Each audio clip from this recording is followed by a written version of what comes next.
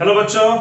तो बच्चों अब हम लोग हीरोन्स फार्मूला का हमने पहला एक्सरसाइज देखा था पिछले लेक्चर्स में, और वहां पर हमने बेसिक जो छोटे छोटे ट्रायंगल्स हैं उनका एरिया फाइंड करना हमने सीखा था। साइड्स गिवन है तब एरिया कैसे फाइंड करेंगे, दो साइड और पेरीमीटर गिवन है तब एरिया कैसे फाइंड करेंगे, एंड सो ऑन। इस तरीके के कुछ बेसिक सवाल हमने किए थे। अब उसी हीरोन्स फार्मूला को हम लोग अप्लाई करने जा रहे हैं। एप्लीकेशन ऑफ हीरोन्स फार्मूला, जो कि आपके एनसीईआरटी का एक्सरसाइज 12.2 है, उसको हम लोग देखते हैं। उससे अच्छे अच्छे क्वेश्चंस जो उठाकर हम लोग सीखेंगे किस तरीके से उसको सॉल्व करना है। ठीक है, तो शुरुआत करते हैं बच्चों। ठीक है,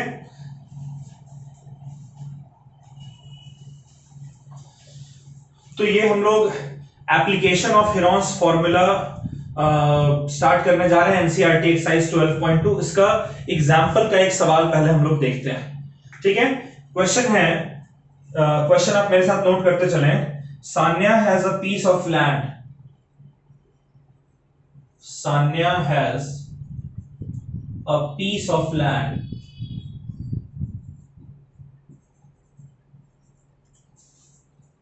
in shape of rhombus, in shape of rhombus।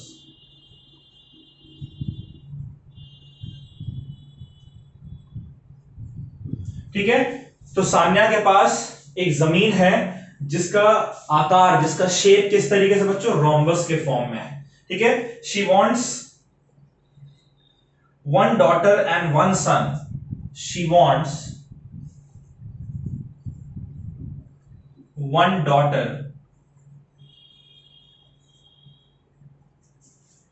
and one son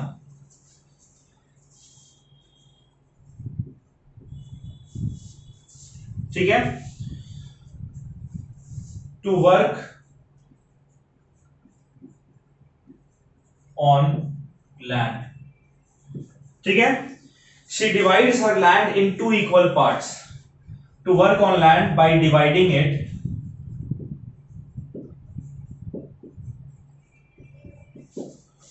in two equal parts।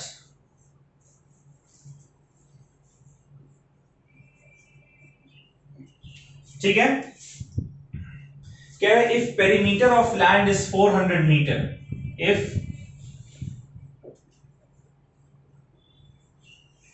Perimeter of land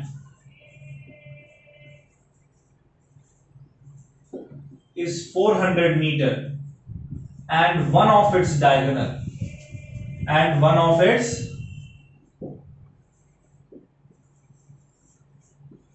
diagonal is 160 meter।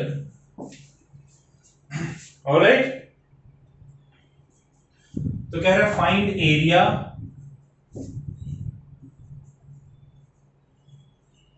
Available for each of them।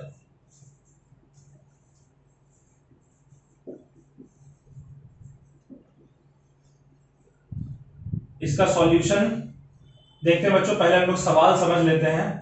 Question कह रहा है कि सान्या के पास एक जमीन है रोम्बस के शेप में। ठीक है, तो इस तरीके से,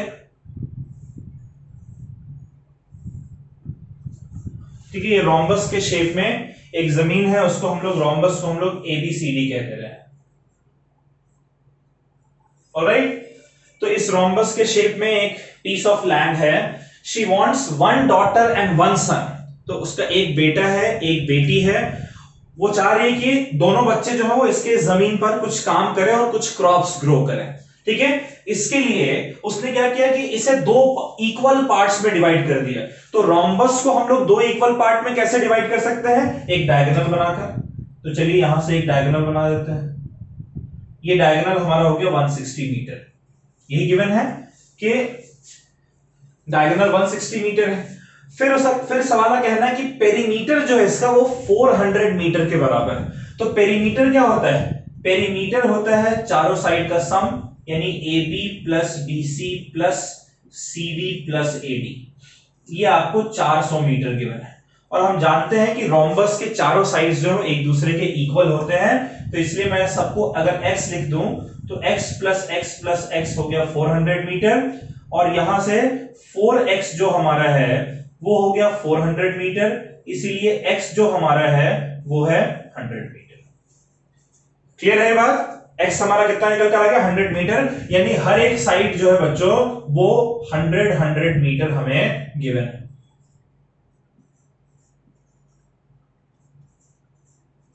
ठीक है, सान्या के पास एक जमीन है और एंड सान्या इज वांटिंग कि उसका जो उसकी एक बेटी है उसका एक बेटा है, तो डॉटर और सन दोनों को वो चाह रही है कि वो इसी जमीन पर इसी लैंड पर काम करें और कुछ क्रॉप्स ग्रो करें। उसके लिए उसने अपने इस रोम्बस शेप के जमीन को दो इक्वल पार्ट में बांट दिया। कैसे दो इक्वल पार्ट में बांटेंगे? डायगोनल बनाकर। तो डायगोनल बनाए तो एक हिस्सा ये वाला हो गया, एक हिस्सा ये वाला हो गया, दोनों इक्वल पार्ट्स हैं।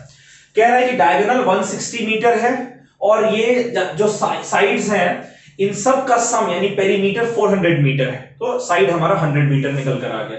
अब कह रहा है कि find area available to each of them. चूंकि ये रोम्बस इक्वल पार्ट में बटा है, इसीलिए सान्या के डॉटर के पास जितना एरिया अवेलेबल होगा उतना ही एरिया उसके सन के पास भी अवेलेबल होना चाहिए। तो यानी कि अगर सपोज करें कि ये सन को ये वाला हिस्सा अगर मिला है, ठीक है, और डॉटर को अगर ये वाला हिस्सा मिला, मान लेते हैं, तो दोनों हिस्सा चूंकि बराबर है इसलिए किसी एक हिस्से का भी एरिया अगर हम निकाल देंगे तो एरिया हमारा निकल कर आ जाएगा। तो भाई चलो किसी एक हिस्से का एरिया हम लोग निकालते हैं। ठीक है, सन को जो एरिया अवेलेबल है वो वाला एरिया हम लोग निकालते हैं। ठीक है, वही सेम डॉटर के लिए भी उतना ही अवेलेबल है। तो भाई एरिया निकालने का फॉर्मूला क्या है ट्राइंगल का? तो एरिया निकालने का फॉर्मूला हमारा होता है root s into S minus ए into S minus B into S minus c. Heron's formula के अकॉर्डिंग यही एरिया है, यही एरिया होता है। यहां एस क्या है बच्चों? Semi perimeter. और सेमी पेरीमीटर क्या होता है? ट्रायंगल के तीनों साइड का सम यानी पेरीमीटर डिवाइडेड बाय 2। तो मुझे बताइए जो ट्रायंगल सन का को जो ट्रायंगल अवेलेबल है उसके साइड्स क्या है? 100, 100 और 160। तो ये हो गया 100 प्लस 100 प्लस 160 अपॉन 2, यानी कि यहां से सेमी पेरीमीटर कितना हो गया? 200, 360 अपॉन 2, 360 अपॉन 2 कितना होगा बच्चों? 180 मीटर। s माइनस ए क्या हो जाएगा हमारा? भाई s है 180, a हमारा है 100, तो माइनस करेंगे तो 80 मीटर। वैसे b भी हमारा 100 है तो ये भी 80 मीटर आ जाएगा। और s माइनस सी की अगर हम बात करें तो s हमारा कितना है? s हमारा है 180 और c हमारा क्या है? 160, यानी कि ये हो गया 20 मीटर। चलिए तो अब हम लोग जरा पुट कर देते हैं। ये हमारा हो जाएगा रूट s की जगह लिख दिया 180 metre into 80 metre into 80 metre into 20 metre, right. अब इसको जरा सिंप्लीफाई कर लें। देखिए बच्चों सबसे पहले तो 80 का पेयर हमारे पास है, तो जब हमारे पास पहले से ही पेयर अवेलेबल होता है ना तो हम लोग फिर उसको और सिंप्लीफाई नहीं करते हैं। 80 और 80 का पेयर है, अगर हम इसको बाहर निकालेंगे तो ये हमारा एक 80 बाहर आ जाएगा, तो रूट के अंदर बचेगा क्या? रूट के अंदर बचेगा 180 इंटू 20, और 180 इंटू 20 को मैं लिख रहा हूं 18 इंटू 2, और इसका 180 इंटू 20 सॉरी 180 को मैं लिख रहा हूं 18 इंटू 10, लिख सकते हैं ना, और 20 को मैं लिख रहा हूं 2 इंटू 10।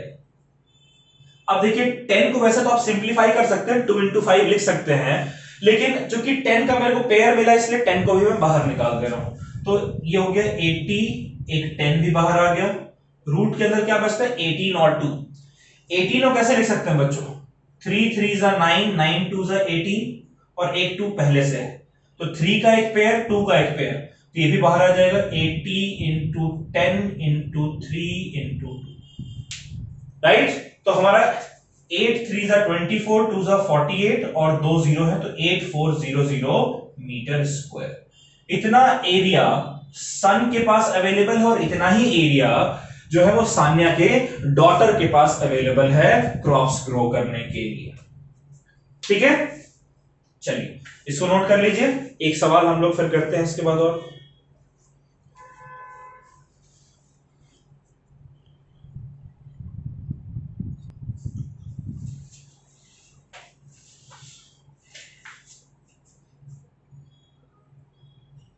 चलिए बच्चों अगला सवाल लिखते हैं, इसको आप मेरे साथ नोट करिएगा क्वेश्चन को पहले। A park in shape of quadrilateral ABCD, a park, एक पार्क है इन शेप ऑफ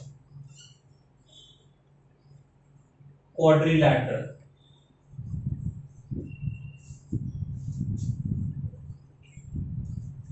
ABCD, ठीक है, has angle C is equal to 90 degree. Clear बच्चों? AB 9 सेंटीमीटर है, BC 12 सेंटीमीटर है,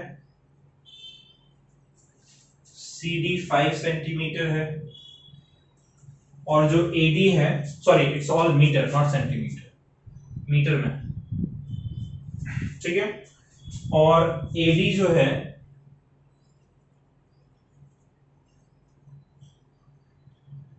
वो है 8 मीटर।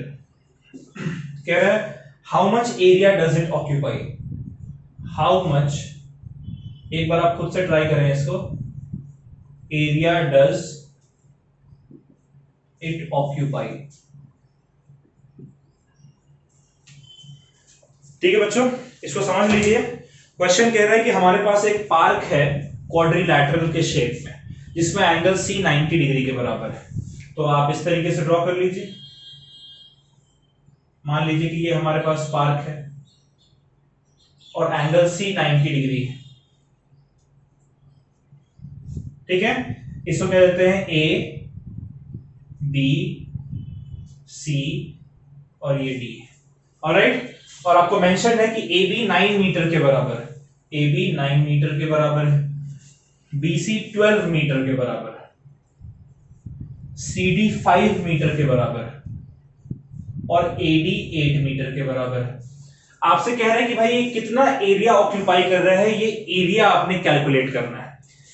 किस तरीके से एरिया कैलकुलेट करेंगे, अब थोड़ा सा आप दिमाग लगाइए, कोशिश करिए इसको फाइंड करने की, ठीक है। वीडियो पॉज कर लें, थोड़ा सोचें इस पर, क्वेश्चन सॉल्व करने की कोशिश करें।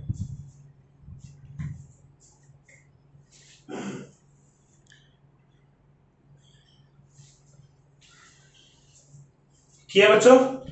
आई होप आपने ट्राई किया। होना नहीं होना ये बात की बात है, डज नॉट मैटर, लेकिन हाँ व्हाट मैटर्स इज कि आपने ट्राई किया है या नहीं, है ना। सीख तो जाएंगे हम लोग। तो चलिए इसको देखते हैं, अगर आपसे हो गया है सॉल्यूशन देखिए, नहीं हुआ है तो सीख जाइए।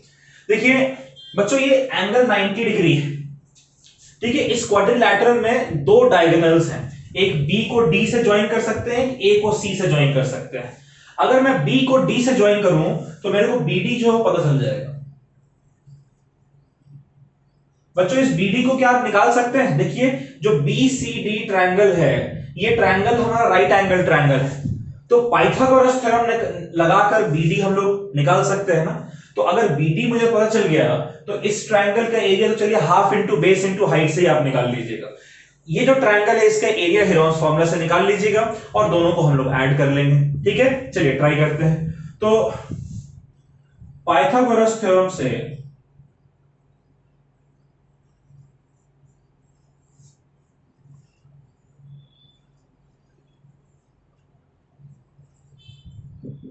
पाइथागोरस थ्योरम से हाइपोटेन्यूज यानी कि BD का स्क्वायर, ये क्या हो जाएगा, परपेंडिकुलर स्क्वायर यानी कि BC square plus base square यानी कि CD स्क्वायर, ठीक है। तो BD स्क्वायर जो है ये BC स्क्वायर यानी कि 12 का स्क्वायर 144 प्लस CD स्क्वायर यानी 5 का स्क्वायर 25, ये हो गया 169। और 169 जो हमारा होता है बच्चों वो 13 का स्क्वायर होता है। तो यहां से आपका BD जो है वो निकल कर आ जाएगा 13 मीटर। क्लियर है? BD हमारा कितना आ जाएगा 13 मीटर। तो इसके लिए 13 मीटर लिख देते हैं। चलिए 13 मीटर। अब देखिए एरिया ऑफ क्वाड्रिलैटरल जो ABCD का एरिया है, क्या बच्चों इसे मैं लिख सकता हूं equals to area of triangle BCD plus area of triangle ABD। ये जो BCD ट्रायंगल है और जो ABD ट्रायंगल, इन दोनों ट्रायंगल का एरिया अगर हम इंडिविजुअली निकाल लें और ऐड कर दें तो बात बन जाएगी। ठीक है, तो पहले हम लोग BCD का एरिया निकालते हैं। एरिया ऑफ BCD ये हमारा होगा equals to half into base into height. ठीक है, जब राइट एंगल ट्रायंगल तो हम हीरोन्स फॉर्मूला क्यों लगा, डायरेक्ट हमारे पास फॉर्मूला अवेलेबल है। ये हमारा हो जाएगा equals to half into base हमारा है 5 और हाइट हमारा है 12। ये हो गया equals to 30 metre square, right. अच्छा, वैसे ही फिर ABD का एरिया भी निकाल लेते हैं। देखिए ABD का एरिया जब आप निकालेंगे तब आप half into base into height नहीं निकाल सकते हैं। आपको Heron's formula S minus A, S minus B, S minus C वाले फॉर्मूले से निकालना पड़ेगा, है ना। तो मुझे बताइए S कितना होना चाहिए, तीनों साइड का सम डिवाइडेड बाई 2, यानी कि 9, 8 और 13 इनको ऐड कर लेते हैं। 9 plus 8 plus 13 upon 2, 9 plus 8 17, 17 plus 30 13, 30 upon 2, यानी कि S हमारा आ गया 15 मीटर। तो बच्चों S माइनस A कितना हो जाएगा, 15 और A हमारा 9 है, तो 15 माइनस 9 यानी कि 6 मीटर। S माइनस B कितना आ जाएगा, 15 माइनस 8 यानी कि 7 मीटर। और S माइनस C कितना आ जाएगा, 15 माइनस 13 यानी कि 2 मीटर। क्लियर है। तो अब जरा इस फॉर्मूले में अगर हम पुट करें तो एरिया जो है हमारा क्या निकल कर आ रहा है, S की जगह मैं रख देता हूं 15, S माइनस A की जगह 6, S माइनस B की जगह 7, S माइनस C की जगह 2, राइट। और इसको सिंप्लीफाई कर देते हैं। 15 को क्या लिख सकते हैं, 15 को लिख सकते हैं 5 इंटू 3, लिख सकते हैं नहीं लिख सकते। और 6 को लिख सकते हैं 3 इंटू 2, 7 तो 7 ही रहेगा, 2 जो है वो 2 ही रहेगा। देखिए 5 का कोई पेयर नहीं, 3 का पेयर मेरे को मिल रहा है, तो यानी कि 3 बाहर आ जाएगा ना बच्चों इस रूट के। 2 का भी पेयर मिल रहा है, यानी कि 2 भी बाहर आ जाएगा। लेकिन 5 और 7 का कोई पेयर नहीं मिल रहा। 5 और 7 जो हमारा रूट 35 के बराबर होता है, यानी कि एरिया जो है ABD का वो हमारा आ रहा है 6 रूट 35 मीटर स्क्वायर। तो यहां से एरिया ऑफ ABCD क्या होना चाहिए, एरिया ऑफ BCD हमारा आया है 30 और एरिया ऑफ ABD हमारा आया है 6 रूट 35, है ना। आप चाहे तो 30 और 6 में 6 के टेबल में दोनों आते हैं, 6 कॉमन ले सकते हैं, तो ये जगह 5 प्लस रूट 35।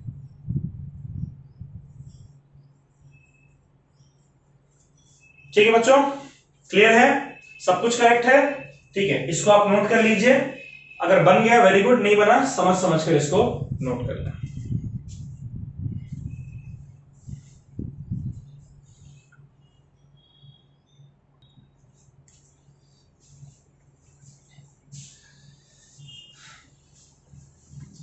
चलिए बच्चों, हम लोग NCERT एक्सरसाइज 12.2 में एप्लीकेशन ऑफ हीरोन्स फॉर्मूला के सवाल देख रहे हैं।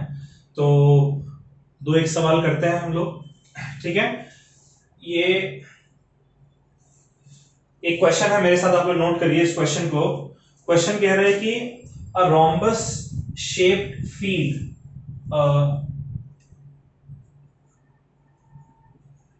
Rhombus shaped field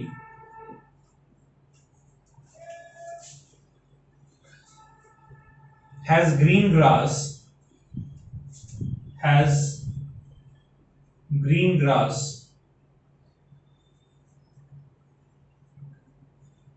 for 18 cows to graze। ठीक है, 18 काउज हैं और उनके खाने के लिए एक रोम्बस शेप्ड फील्ड में थ्रू आउट ग्रीन ग्रास जो है वो भरा हुआ है। ऑलराइट, कह रहे हैं कि if each side of rhombus, if each side is 30 metre and longer diagonal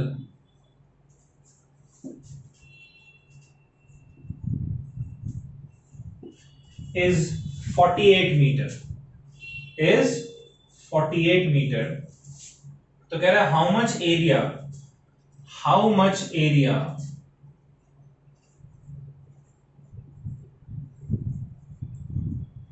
is available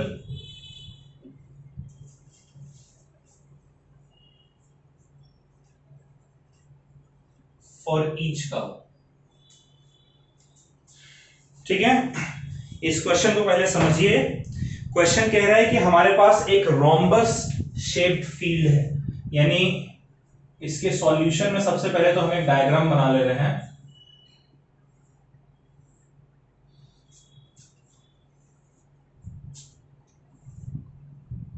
ठीक है, एक रोम्बस शेप्ड फील्ड है, इस फील्ड को हम नाम दे रहे हैं ABCD, और कह रहे हैं कि इस रोम्बस शेप्ड फील्ड का हर एक साइड 30 मीटर है। हर एक साइड कितना बच्चों? 30 मीटर। आई होप यहां तक आपको समझ में आ रहा है।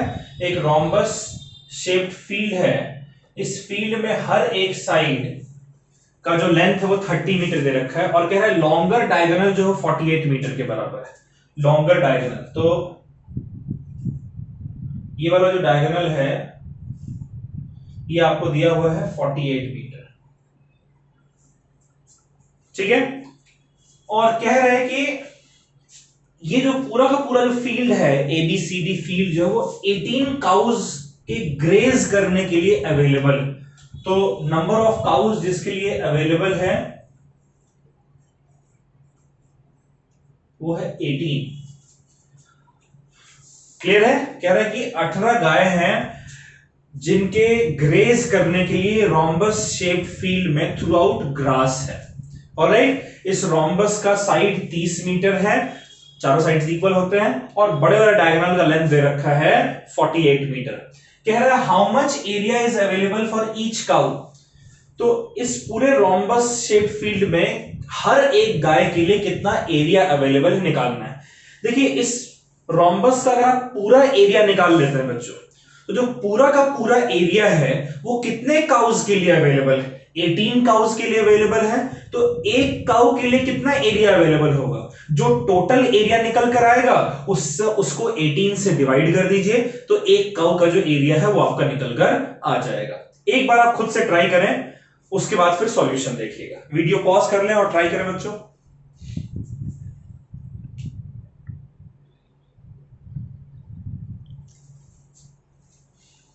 चलिए, मैं उम्मीद करता हूं कि आपने वीडियो पॉज करके ट्राई किए हैं बिल्कुल ईमानदारी से। ठीक है, होना नहीं होना वो बात की बात है। अब देखिए बच्चों, जो एरिया है रोम्बस का, एरिया ऑफ रोम्बस ABCD, क्या हम इसे लिख सकते हैं equal to area of ABD plus area of BCD? लिख सकते हैं ना भाई। ये पूरे रोम्बस का एरिया इस ट्रायंगल का एरिया और इस ट्रायंगल के एरिया के सम के बराबर होगा। लेकिन रोम्बस की एक प्रॉपर्टी हम लोग जानते हैं। रोम्बस की प्रॉपर्टी होती है कि रोम्बस का जो एक डायगोनल है वो दोनों साइड वाले रोम्बस को दो इक्वल हिस्सों में बांट देता है। तो इसका मतलब कि ABD और BCD दोनों का एरिया सेम होना चाहिए ना। तो क्या हमें दोनों एरिया अलग अलग निकालने की जरूरत है? नहीं, एक एरिया निकाल लिया एक ट्रायंगल का, दूसरे ट्रायंगल का भी वही एरिया होगा। देखिए ना, इस ट्रायंगल का साइड है 30 30 48, इस ट्रायंगल का भी साइड है 30 30 48, दोनों का एरिया सेम होगा। तो मैं दोनों का एरिया ना निकालकर मैं ऐसा कह देता हूं कि भैया area of ABCD is equals to अगर ये दोनों सेम है, दोनों को ऐड करने पर क्या आ जाएगा? Twice area of ABD, right. ABD triangle का एरिया निकाल लेते हैं और उसको 2 से मल्टीप्लाई कर देंगे, तो इस पूरे रोम्बस का एरिया निकल कर आ जाएगा। ठीक है, तो ABD का एरिया कैसे निकालना है? एरिया ऑफ ABD कैसे निकलेगा? तो हीरोन्स फॉर्मूला से निकलेगा। हीरोन्स फॉर्मूला हमारा हो गया root s into S minus ए into S minus B into S minus C. Clear है? तो भाई s क्या है यहां पर? s हमारा होता है सेमी पेरीमीटर, जो कि हो जाएगा equals to a plus B plus C upon 2। अब a plus B plus C upon 2 क्या है भाई? a हमारा हो गया 30, b हमारा हो गया 30 और c हमारा हो गया 48। ये तीन साइड्स है ना बच्चों, इसको 2 से डिवाइड कर देते हैं। 30 प्लस 30 60, 60 प्लस 48 108, इसको 2 से डिवाइड करेगा, ये आ जाएगा 54 मीटर। s की वैल्यू है 54 मीटर, तो s माइनस a कितना होना चाहिए? s माइनस a हमारा हो जाएगा, s है 54 और a है 30, 54 माइनस 30 यानी कि 24। s माइनस b कितना हो जाएगा बच्चों? ये भी हमारा 24 होना चाहिए, 54 माइनस 30 24। और s माइनस c कितना होना चाहिए? तो 54 माइनस 48 यानी कि 6, सारे मीटर्स में। चलिए तो इस फॉर्मूले में वैल्यूज पुट कर देते हैं। रूट s की जगह रख दिया 54, s माइनस a की जगह रख दिया 24, s माइनस b की जगह रख दिया 24 और s माइनस c की जगह रख दिया 6। क्लियर है? अच्छा, इसको जरा सिंप्लीफाई कर लेते हैं। देखिए 24 और 24 ये पेयर में है, तो क्या डायरेक्ट 24 को निकाल दें? अगर आप इस 24 को सिंप्लीफाई भी करते हैं 2 इंटू 2 इंटू 2 इंटू 3, तो भी यहां पर जितना होगा उतना वहां यहां पर होगा, तो सेम आपका निकल कर 24 ही आएगा। तो अगर आपको पेयर में नंबर्स दिख रहे हैं तो उसको सिंप्लीफाई करने की जरूरत नहीं, डायरेक्ट निकाल दो। ये हमारा हो गया 24। रूट 54 को कैसे लिखेंगे? 3 3 9, ठीक है, 9 2 18 और 18 3 54। क्लियर है? और 6 को मैं लिख दे रहा हूं 2 इंटू 3।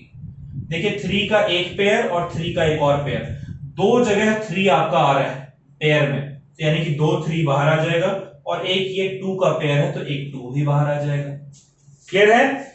तो अब इसको हम लोग कर सकते हैं। 24 इंटू 3 कितना हो जाएगा? 24 इंटू 3 हमारा होता है बच्चों 72। 72 इंटू 3 216, 216 इंटू 2 432 मीटर स्क्वायर। ये आपका किसका एरिया निकल कर आ रहा है? Area of A B D. लेकिन हमें तो चाहिए एरिया ऑफ एबीसीडी। हमें क्या चाहिए? Area of rhombus ABCD. तो भैया एबीसीडी का एरिया कितना है बच्चों? एबीसीडी का एरिया है ट्वाइस इंटू एबीडी, यानी ट्वाइस इंटू 432, जो कि है equals to 864 metre square. Clear है? कुछ गड़बड़ तो नहीं है? ओके, ठीक है बच्चों।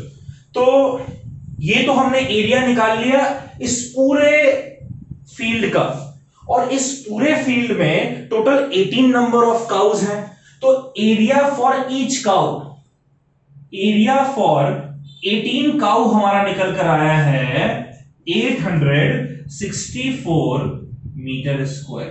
तो बच्चों एक काउ के लिए कितना एरिया आएगा? Area for 1 cow. तो उसके लिए क्या करेंगे? इस 864 को हम लोग 18 से डिवाइड कर देंगे। ठीक है, 864 को हम लोग क्या कर रहे हैं? 864 को हम लोग 18 से डिवाइड कर रहे हैं। तो चलिए डिवाइड करके देखते हैं। अगर 2 से कट करेंगे तो हो जाएगा 2, और इसको 2 से कट करेंगे तो हो जाएगा 432, सॉरी 2 से कट करने पे हो जाएगा 9। ठीक है, ये हमारा हो गया 432। क्या ये 3 से कट होगा? 3 से कट होगा। 3 से कट करेंगे तो हो जाएगा 3, और इसको कट करने पे हो जाएगा 1। ठीक है, 3 1 3, कैरी बचा 1, 1 3 13। तो उसके बाद फिर ये 4 टाइम्स हो जाएगा, फिर कैरी बचेगा 1 1 2 2। ठीक है, 3 1 3, कैरी बचा 1 1 3 13, फिर 3 4 12, 13 में से 12 गया 1 बचा, और एक 2 था 1 2 12। ठीक है, अब इसको फिर से आप 3 से कट कर दीजिए तो ये हमारा कितना निकल कर आएगा? 3 4 12, कैरी बचा 2 2 4 24, यानी 8 टाइम्स। तो area available for 1 cow is 48 metre square. Okay, ठीक है, ज्यादा कुछ किया नहीं हमने, रोम्बस का एरिया निकाला और उसके बाद फिर चूंकि वो टोटल एरिया 18 काउस के लिए अवेलेबल है तो एक काउ के लिए 18 से डिवाइड कर दीजिए, निकल कर आ जाएगा। चलिए इसको नोट कर लीजिए, एक सवाल और देखते हैं।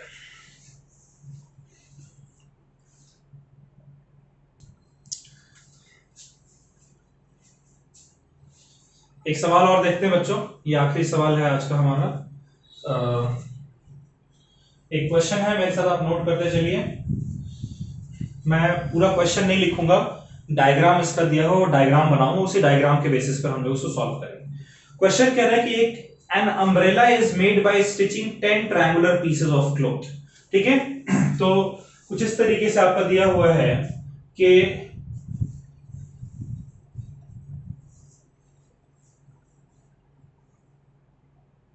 एक, दो, तीन, चार, पांच। देखिए ये अम्ब्रेला का फ्रंट पोर्शन दिखा रखा है। उसी तरीके से चलिए मैं ऐसा करता हूं, मैं आपके लिए वो 10 सारे हम लोग ड्रॉ कर लेते हैं। ठीक है, कह रहे हैं कि एक अम्ब्रेला है, 10 ट्रायंगुलर पीसेस हैं उसमें, तो कुछ इस तरीके से होगा। ये एक पीस है, फिर ये सेकेंड पीस, ये थर्ड पीस,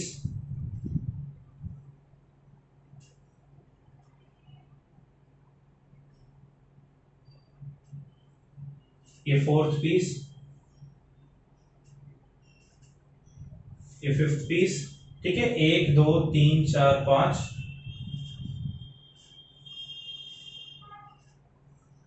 सिक्स्थ पीस इस तरीके से, उसके बाद फिर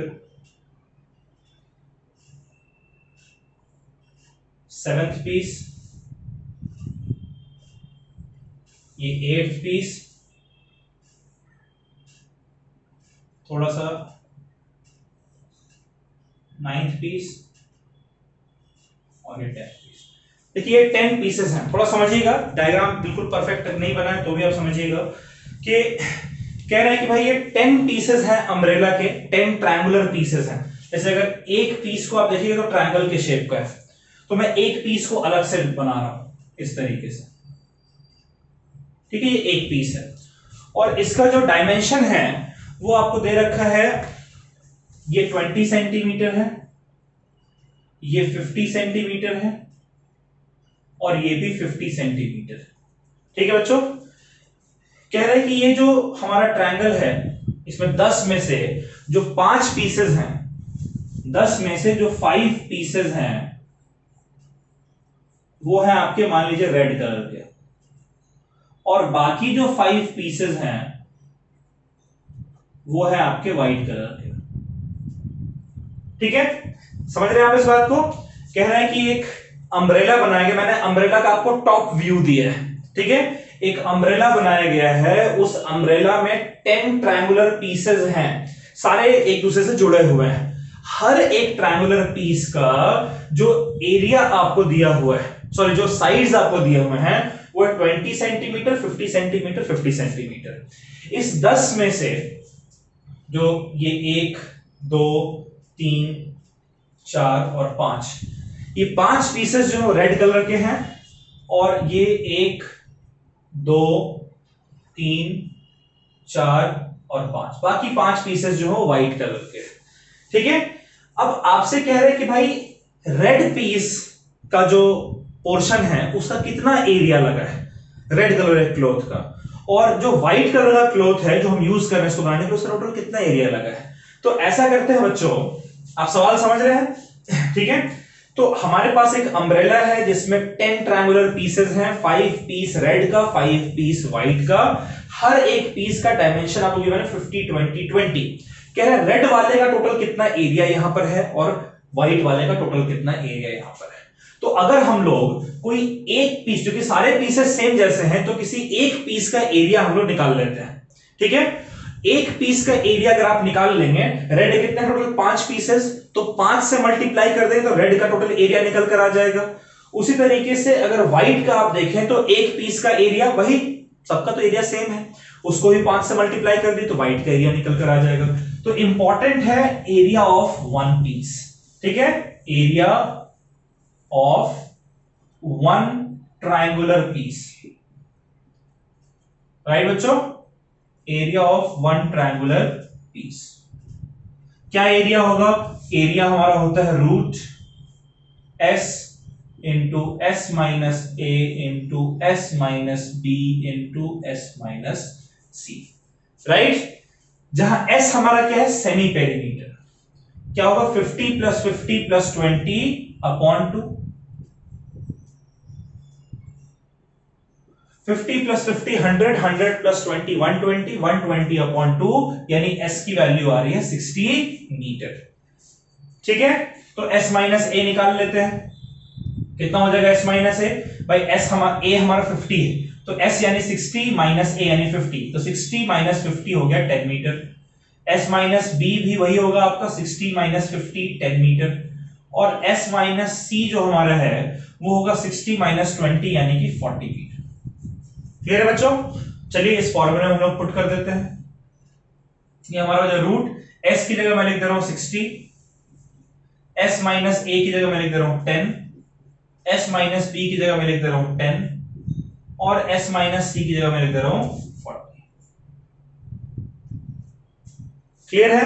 अच्छा देखिए 10 और 10 पेयर में है ना, हमने सीखा है कि अगर नंबर्स पेयर में है तो उसको सिंपलीफाई करने की जरूरत नहीं है, सिंपली निकाल लीजिए बाहर, तो 10 हमारा बाहर आ जाएगा।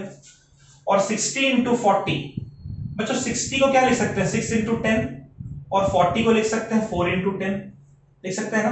फिर से देखिए 10 पेयर में आ गया, एक और 10 बाहर निकाल लेते हैं, तो हो जाएगा 10 इंटू 10, बचा क्या हमारा 6 और 4, 6 को लिखेंगे 3 इंटू 2, और 4 को लिखेंगे 2 इंटू 2, राइट। तो एक 2 हमारा पेयर में है, यही सिर्फ बाहर आ सकता है, तो ये हो जाएगा 10 इंटू 10 हो गया 100, एक 2 हमारा बाहर आया √6, ये हमारा हो गया 200√6। क्लियर है? ठीक है, ओके। तो ये हमारा इतना सेंटीमीटर स्क्वायर, ये एक ट्रायंगुलर पीस का एरिया आया है। तो रेड के कितने हैं? टोटल 5 पीसेस, तो टोटल एरिया रेड का कितना है? टोटल एरिया ऑफ रेड कितना भाई? अगर एक का इतना है तो 5 है, यानी कि 5 इंटू 200√6, यानी ये हमारा आ गया 1000√6 सेंटीमीटर स्क्वायर। क्लियर है? ओके। और उसी तरीके से हमसे पूछ रहा है टोटल एरिया ऑफ व्हाइट, तो भाई एक का अगर 200√6 है, व्हाइट के भी तो 5 है ना, तो 5 इंटू 200√6 यानी कि 1000√6 सेंटीमीटर स्क्वायर। क्लियर है बच्चों? तो हमने क्या किया, 10 टोटल पीसेस थे, 5 रेड 5 व्हाइट, सारे आइडेंटिकल पीसेस हैं, तो एक पीस का एरिया हमने निकाल लिया। ठीक है, एक पीस का एरिया हमने निकाल लिया, और उसके बाद फिर 5 रेड पीसेस तो 5 से मल्टीप्लाई कर दिया रेड के लिए, 5 व्हाइट पीसेस है तो 5 से इसको मल्टीप्लाई कर दिया व्हाइट के लिए। चलिए नोट कर लीजिए आप इसको।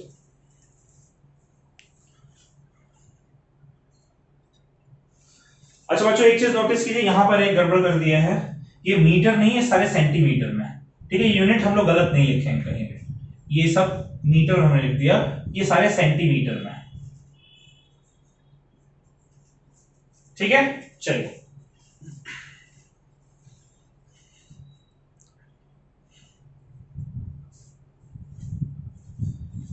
चलिए बच्चों, आई होप आपने सब कुछ नोट कर लिया है। तो आज हम लोग यहीं पर समाप्त कर रहे हैं। एप्लीकेशन ऑफ हेरॉन्स फॉर्मूला में एक लेक्चर हम लोग और करेंगे, वहां पर इसी तरीके से कुछ क्वेश्चंस हम लोग 4 क्वेश्चंस जो है और हम लोग करेंगे। ठीक है, तो आप इसको नोट कर लीजिए, अच्छे से क्वेश्चन प्रैक्टिस कीजिएगा, अगले लेक्चर में ये चैप्टर हम लोग समाप्त कर लेंगे। चलिए बाय बाय, टेक केयर, और पढ़ाई जरूर करिएगा। बाय।